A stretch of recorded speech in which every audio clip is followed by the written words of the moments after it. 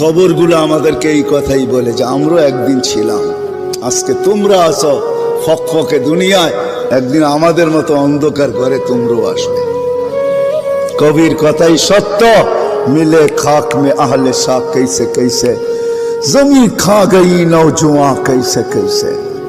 কত বাদশাহী তো মাটির নিচে শেষ হয়ে গেল, কত জমিনই তো কত যুবককে অস্তিত্বহীন করে দিল। এটাই সত্য। আজল নে না ছোড়া কেসরা না দারা, মৌত আজ পর্যন্ত কাউকে ছাড়ে নাই। মৌতকে ফাঁকি দেওয়া যায় না, ওভারটেক করা যায় না।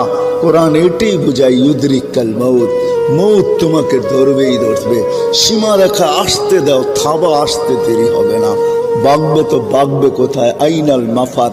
কোরআন বুঝাইতেছে তুমি কোথায় ভাগবে, তো আল্লাহ আবার বুঝাইতেছে যেখানেই ভাগবে ইল্লা বিসুলতান, আমার রাজত্বের বাহিরে তোমার যাওয়ার ক্ষমতা নাই।